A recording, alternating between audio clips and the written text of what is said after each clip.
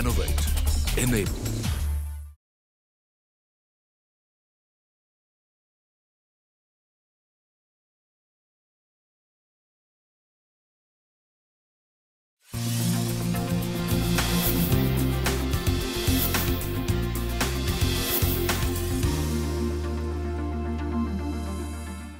नमस्कार, मी मनुश्री पाटील. महाराष्ट्र अनलिमिटेडमध्ये आज आपण सफर करणार आहोत नाशिकची. नाशिक म्हटलं की अर्थातच आठवतं ते म्हणजे महाकुंभमेळा. नाशिक म्हटलं की आठवतं काळाराम मंदिर आणि नाशिक म्हटलं की आठवतं ते म्हणजे त्र्यंबकेश्वर मंदिर. पण या व्यतिरिक्त नाशिकची आपली अशी काही खास ओळख आहे. ही वेगळी ओळख आम्ही तुमच्यापर्यंत या शोमधून करून देणार आहोत. चला तर मग सुरुवात करूया नाशिकच्या या पर्यटनाला.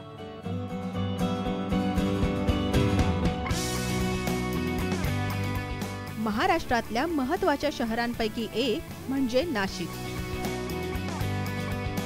मुंबई पुणेपासून 200 किलोमीटर अंतरावर हे शहर आहे. इतिहासात नाशिकचा उल्लेख बऱ्याचदा आढळतो आणि त्यामुळेच नाशिक तीर्थक्षेत्र म्हणून सुद्धा प्रख्यात आहे. या अशा सुंदर शहराची सफर आम्ही सुरू केली त्र्यंबकेश्वर पासून.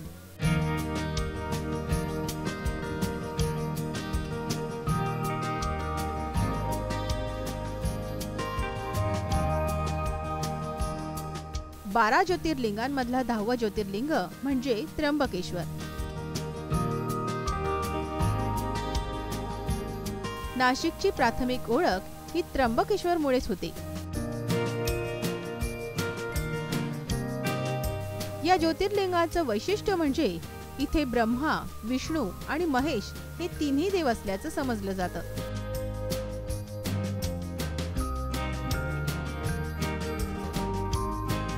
आणि म्हणूनच याला त्र्यंबकेश्वर असं नाव देण्यात आलंय.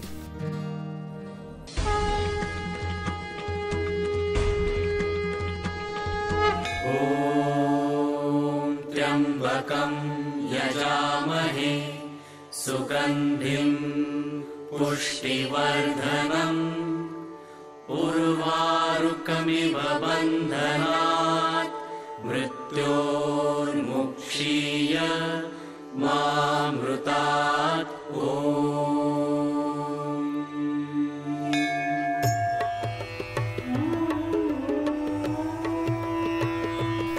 हिंदू धर्मातल्या 3 प्रमुख देवांचं दर्शन एकाच ठिकाणी होते आणि त्यामुळेच असं म्हटलं जातं की इथे एका वेळी ब्रह्मा, विष्णू आणि महेशाची भावपूर्ण पूजा केल्याने मनातल्या सर्व इच्छा पूर्ण होतात.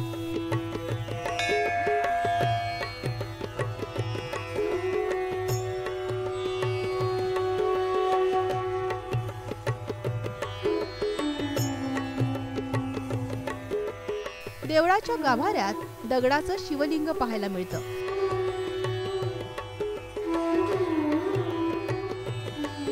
त्यात 3 छोटी छोटी पाषाणं दिसतात.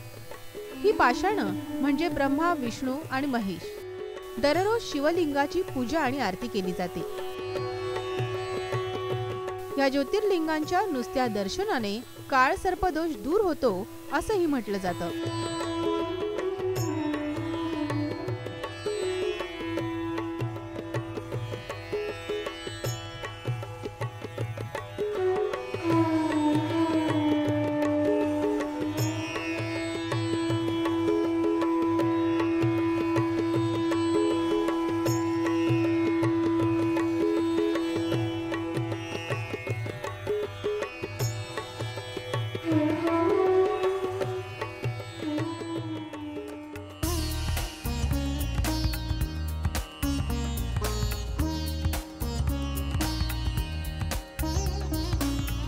हेमाडपंथी पद्धतीचं बांधकाम असलेल्या या मंदिराचं स्थापत्य आणि शिल्पकला हे सुद्धा इथलं वैशिष्ट्यच आहे.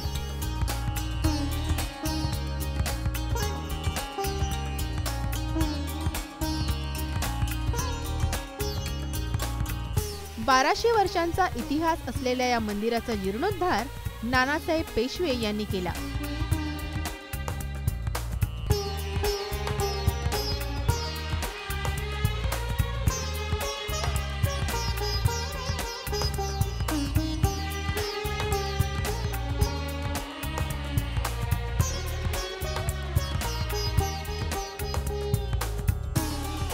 नाशिक पासून 18 किलोमीटर अंतरावर असलेलं त्र्यंबकेश्वर ब्रह्मगिरी पर्वताच्या पायथ्याशी आहे. या पर्वतावरच गोदावरीचे उगमस्थान आहे. पुराणात ब्रह्मगिरीचा उल्लेख असून इथे शंकराने स्वर्गातील गंगा पृथ्वीवर आणली असं म्हटलं जातं. अमृत कलश घेण्यासाठी देव आणि दानव यांच्यामध्ये लढाई झाली आणि त्याच वेळी अमृताचे काही थेंब पृथ्वीवर 4 ठिकाणी पडले. त्यातलं एक ठिकाण म्हणजे त्र्यंबकेश्वर. म्हणूनच दर 12 वर्षांनी इथे सिंहस्थ कुंभमेळा अगदी जल्लोषात साजरा होतो.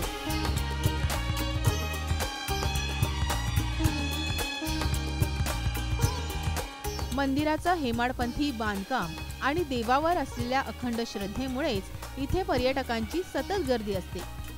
श्रावण महिन्यात आणि महाशिवरात्रीला ज्योतिर्लिंगांचं दर्शन घेण्यासाठी देशभरातून इथे भाविक येतात. त्र्यंबकेश्वर हे 12 ज्योतिर्लिंगापैकी एक आद्य ज्योतिर्लिंग आहे. गोदावरीचं उगमस्थान, संत निवृत्तीनाथांची संजीवन समाधी आणि येणाऱ्या 12 वर्षांनी कुंभमेळ्याचं ठिकाण अशी ही नगरी जगप्रसिद्ध आहे. मंदिराच्या बाहेर मोठा परिसर आहे जिथे पर्यटक निवांत बसून त्रिमूर्तीच्या आराधनेत तल्लीन होतात. या परिसरातील शांततेत आत्मिक समाधान प्राप्त होतं.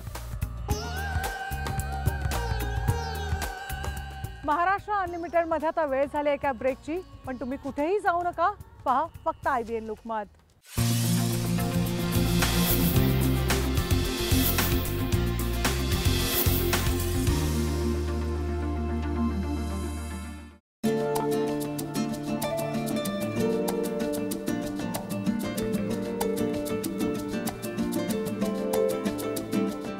नाशिक एक आध्यात्मिक नगरी आहे. प्रमुख 5 नद्यांपैकी असलेल्या गोदावरी नदीचं उगमस्थान हे ब्रह्मगिरी पर्वतावर होतं. तिथे जरी उगमस्थान असलं तरी थेट ही गोदावरी प्रकट होते ती म्हणजे कुशावर्तामध्ये. त्यामुळे अगदी महाकुंभच्या वेळीच नाही तर 12ही महिने पापक्षालन करण्यासाठी भाविक इथे आवर्जून येत असतात.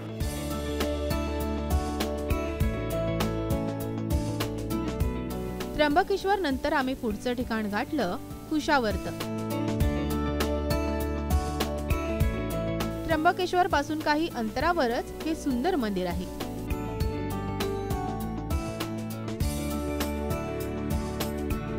गौतम ऋषींवर जेव्हा गोहत्येचं पाप चढलं तेव्हा त्यांनी ब्रह्मगिरी पर्वतावर कठोर तपस्या करून शंकराला प्रसन्न केलं आणि या पापातून मुक्तीचा मार्ग काय असं विचारलं.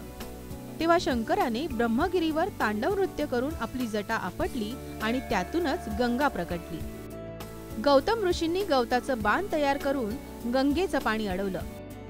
म्हणूनच या जागेला कुशावर्त नाव पडलं आणि ब्रह्मगिरीवर प्रगटलेल्या गोदावरीचा प्रवाह इथे या कुंडात येतो.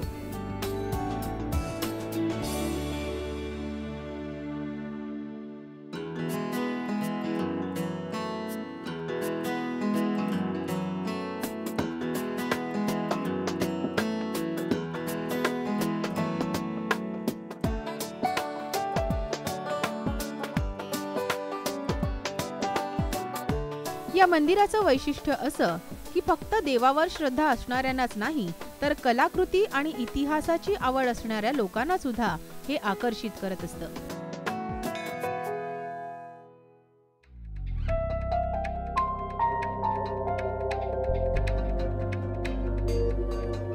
त्र्यंबकेश्वर आणि कुशावर्तचे दर्शन घेतल्यानंतर आम्ही निघालो अंजनेरी पर्वताकडे.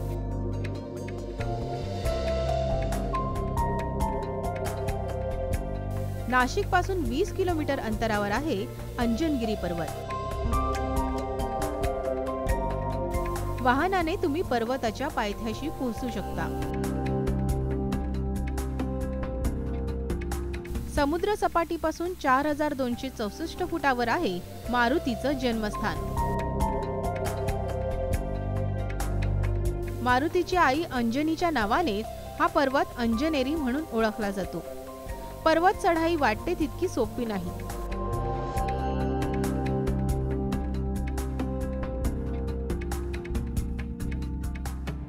डोंगरातून कडेकडेने बारीक पायवाट जाते आणि जसं जसं आपण डोंगरावर पोहोचायला लागतो तसं नजरेस पडतं नाशिकचं विहंगम दृश्य.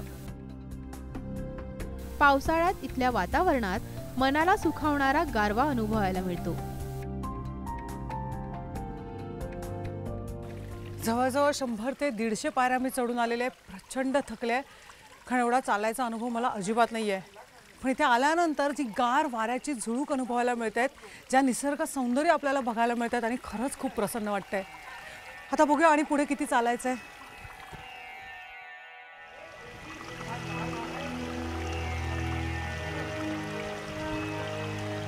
जवळजवळ 2 तास चढाई केल्यानंतर एका देवळाचं दर्शन होतं.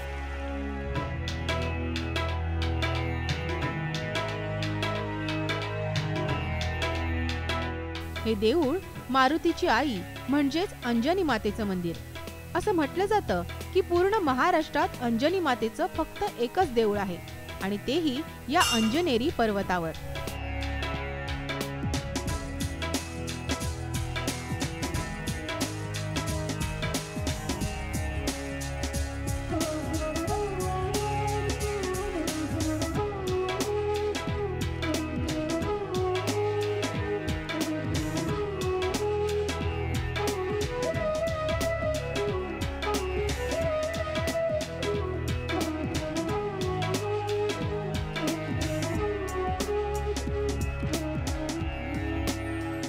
अंजनी मातेचं दर्शन घेऊन आम्ही निघालो मारुतीच्या जन्मस्थानाकडे.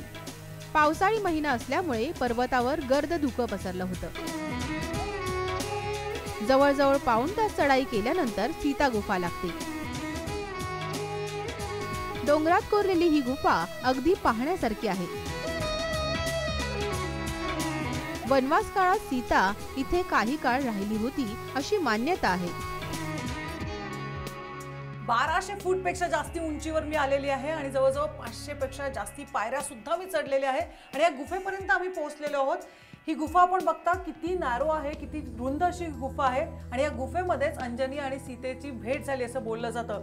पण इथेच ही गुफा इथे संपते नाही, तर इथून वर पुढे मारुतीचा जन्म झाला त्या ठिकाणी आता आम्ही जाणार आहोत.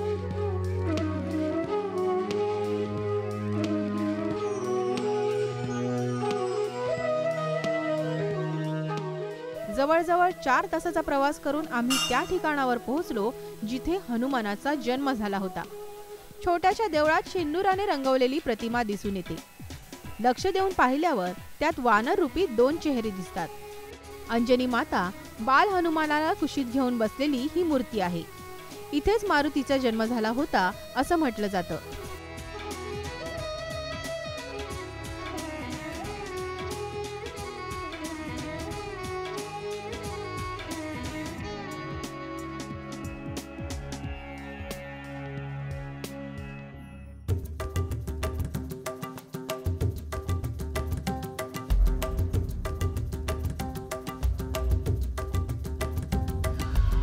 नाशिकच्या तीर्थक्षेत्रांच्या सफरीत पुढचं स्थान आहे पंचवटी. गोदावरीच्या काठी वसलेल्या या शहरातलं अजून एक महत्त्वाचं स्थान आहे पंचवटी.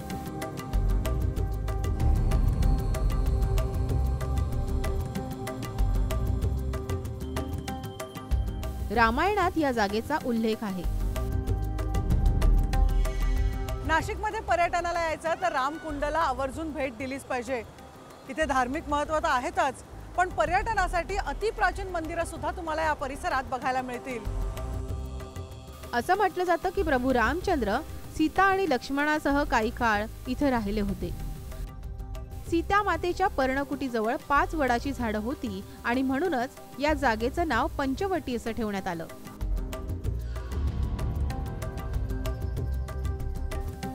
रामकुंड हे पंचवटीतील सर्वात महत्त्वाचं स्थान. प्रभू रामचंद्र इथे स्नान करायचे आणि म्हणूनच याला रामकुंड असं म्हणतात. आणि याच कुंडात त्यांनी आपल्या वडिलांचे श्राद्ध विधी सुद्धा केले होते अशी आख्यायिका आहे.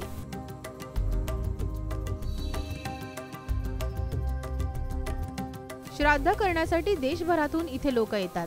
या कुंडात स्नान केल्याने सर्व पाप दूर होतात अशी मान्यता आहे.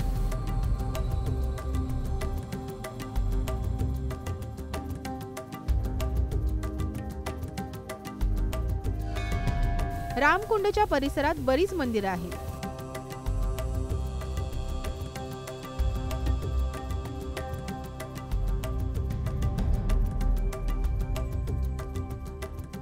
मारुतीची भव्य प्रतिमा घाटावरच पाहायला मिळते. गोदावरी नदीचा प्रवाह या कुंडामधून पुढे जातो.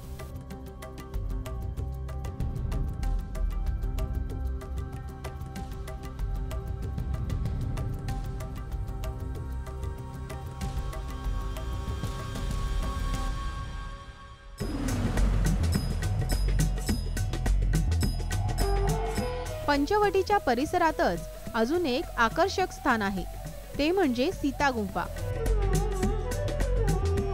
अशी मान्यता आहे की वनवासात सीता इथेच राहायची आणि रावणाने ह्याच गुफेतून तिचं हरण केलं होतं.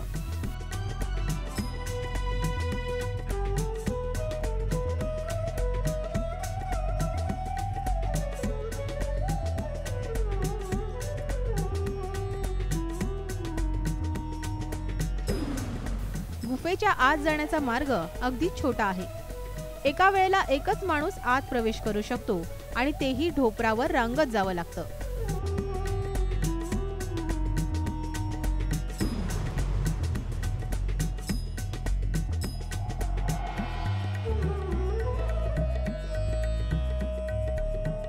गुफेत खाली उतरल्यावर राम, लक्ष्मण आणि सीतेची प्रतिमा पाहायला मिळते.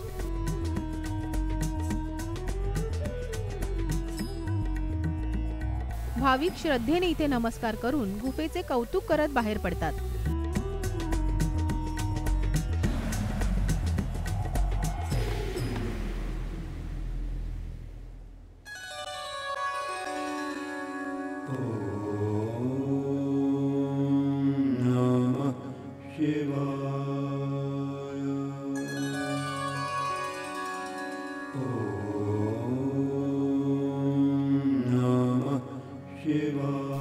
तिथूनच थोड्या अंतरावर आहे कपालेश्वर महादेवाचं मंदिर. काही पायऱ्या चढून गेल्यावर मंदिराचं दर्शन होतं.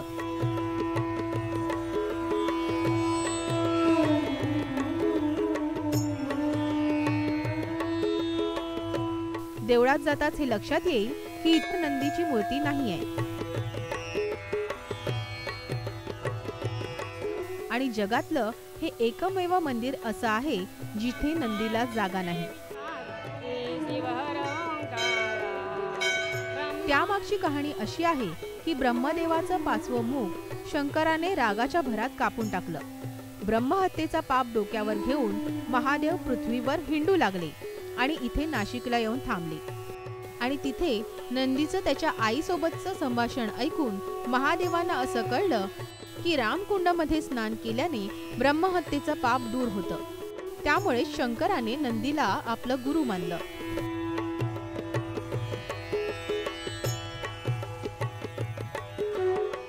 मंदिराच्या बाहेर वासुदेव उभा दिसतो.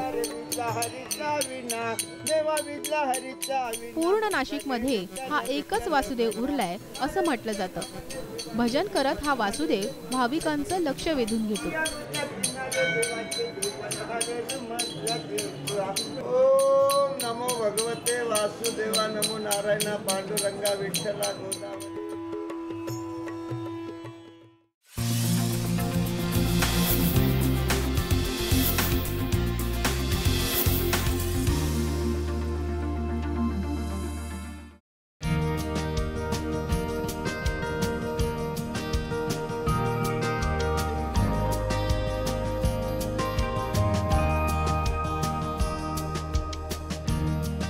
आध्यात्मिक शहर म्हणून नाशिकची तर ओळख आपण करून घेतलीच, पण नाशिक आणखीन एका गोष्टीसाठी प्रसिद्ध आहे, ते म्हणजे वाईन.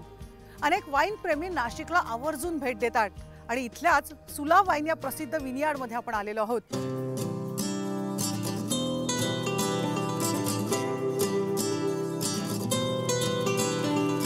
नाशिक देव, धर्मस्थ कलाकृती आणि त्याच्या इतिहासासाठी प्रसिद्ध आहे, पण जगभरातून यशस्वी स्थान मिळालं त्या इकडच्या द्राक्षांमुळे.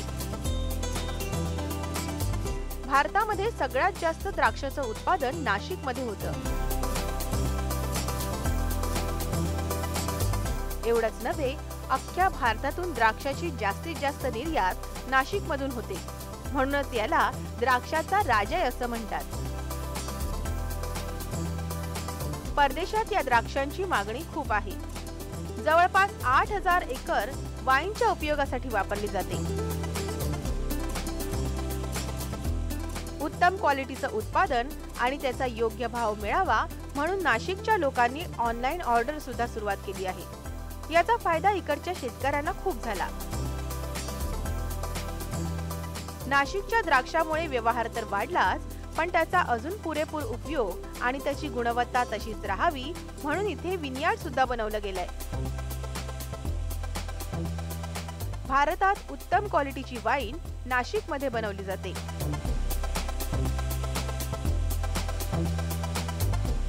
80% द्राक्षांचा उपयोग वाईन बनवण्यासाठी होतो. त्यामुळे नाशिक जगाच्या नकाशामध्ये पुढे आलंय आणि त्यामुळे पर्यटनालाही प्रोत्साहन मिळालंय. नाशिकची सफर आपण इथेच थांबूया. पुन्हा भेटूया एका नवीन डेस्टिनेशनचे वेगळे फ्लेवर्स घेऊन. तेव्हा पहा फक्त IBN लोकमत.